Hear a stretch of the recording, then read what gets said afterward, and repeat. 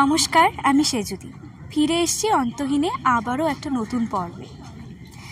আজকের পর্বে আমরা জেনে নেব ভূতের গল্প। আপনারা যে ভূতের কথা ভাবছেন ঠিক সেটা নয়, তবে বাঘাযতীন শ্রীকলোনি এরিয়ায় এমনই এক মেলা হয় যার নাম 12 ভূতের মেলা। আজ জেনে নেব এই মেলার 75 বছরের পরিবর্তনের গল্প।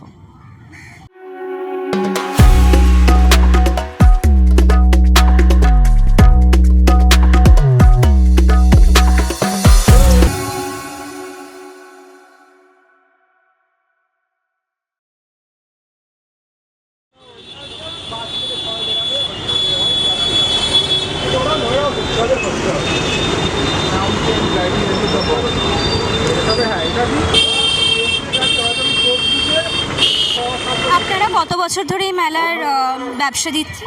75 বছরের আগে। 75 বছর আপনারা কীরকম, মানে কি কি চেঞ্জেস দেখেছেন, কতটা বদলে গেছে, বিক্রি বাট্টা আপনাদের কেমন হয়? অনেকটাই ভালো এখন আগের থেকে।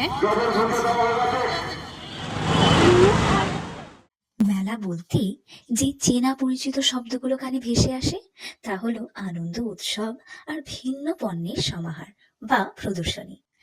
তবে বাঘাযতীনের এই 12 ভূতের মেলা নামের মতনই একটু অন্যরকম, আর সেই গল্প শুনে নেব ক্লাবের সেক্রেটারিদের কাছ থেকে।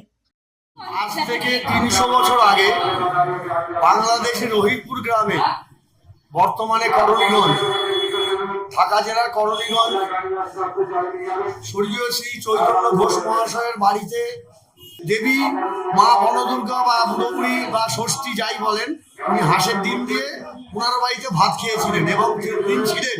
থাকার পরে যাওয়ার সময় বলেছে, আমাকে যেই রূপে দেখেছো সেই রূপে আমাকে পুজো করবে। তার থেকে হাঁসের ডিম দিয়ে এই মানে মা বুড়োবুড়ি বা ষষ্ঠীর পুজো হয়। এখনো ওখানে 12 ভূতের মেলা হয়, ওখানে একদিন হয় মেলা। ওইখান থেকে যখন আমরা উদ্বাস্তু হয়ে আসলাম, ওই গ্রামের যারা ছিলেন এখানকার কিছু লোকজন নিয়ে, তার মধ্যে বাল সরকার মহাশয়, বিশ্বনাথ শীল, তারপরে গোবিন্দ ঘোষ, রাধারমন ঘোষ, মেঘলাল ঘোষ, বাদল ঘোষ, তারা এসে এইখানে 12 ভূত মন্দিরের প্রতিষ্ঠা করেন। এই যে 12 ভূতের পুজো হয়, তো এই মেলাও হয়, আপনারা কত বছর ধরে আসছেন এবং আপনার এক্সপিরিয়েন্স? আমি 10-12 বছরের বেশি আসছি। আমি শুনেছি এখানে ঠাকুর খুব জাগ্রত ঠাকুর, এখানে তা ডিম দিয়ে পুজো হয় বিশেষত, এটা একটা বিশেষ ব্যাপার। তা সেই জন্য আমি আসি এখানে, ফল দিই, কিন্তু ভীষণ লাইন পড়ে, কিন্তু সিস্টেমেটিক্যালি পুজো হয় আর এর খুব ভালো লাগে আর কি। মেলা শুরু হয় পুজোর ঠিক পরের দিন। এই মেলা অনেক বছরের পুরনো, আর তা স্থাপন করেছিলেন বাদল সরকার। আমার বাবা ছিল এই প্রতিষ্ঠাতা সদস্য, আর আমার বাবা প্রথম সম্পাদক, সেক্রেটারি এই 12 ভূত মেলা। 1 মাস মেলা শুরু হওয়ার আগে 1 মাস ছুটি নিতেন অফিসে। 1 মাস ছুটি নিয়ে নানা রকম কালেকশন করতেন, সবাইকে নিয়ে যারা ছিল, কলকাতা নিয়ে এইসবই করতো। এখানে এটা হয়েছে, আমরাও নিজেরাও দেখেছি যে সবাই মিলে সব দুয়ারে দুয়ারে গিয়ে কীর্তন করে, কুলকর্তাল বাজিয়ে কালেকশন করে এই মহোৎসব হতো। মানে 7 দিন পরে এই পুজোর মহোৎসব হয়, ভোগ দেওয়া হয়, খিচুড়ি বিতরণ করা হয়, সব কিছু করা হয়।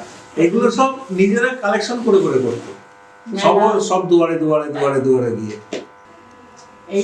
তারপর থেকেই দেখছি এখনো টিকে আছে, আরো উজ্জ্বল হয়েছে, আরো সুন্দর হয়েছে, আর লোকে লোকারণ্য। এটা দেখে আমি খুবই সন্তুষ্ট। আমাদের কালকে থেকে 26 তারিখ পর্যন্ত চলবে মেলা। আচ্ছা, কাল থেকে একেবারে 26 তারিখ। আমাদের 7 ডেজের মেলা হয়, কিন্তু 75 ইয়ার্সের জন্য আমরা 4 ডেজ এক্সটেন্ড করেছি স্পেশাল ইয়েতে। প্লাস এবছর মেলার আকর্ষণ হচ্ছে আমাদের চন্দননগরের লাইটিং রয়েছে, এটা একটা বিশেষ আকর্ষণ আছে। এই হচ্ছে ব্যাপার। আর 26 তারিখ আমাদের মহোৎসব হয়, সেখানে আমাদের প্রচুর খিচুড়ি, মানে প্রসাদ আর কি আমরা বিতরণ করি।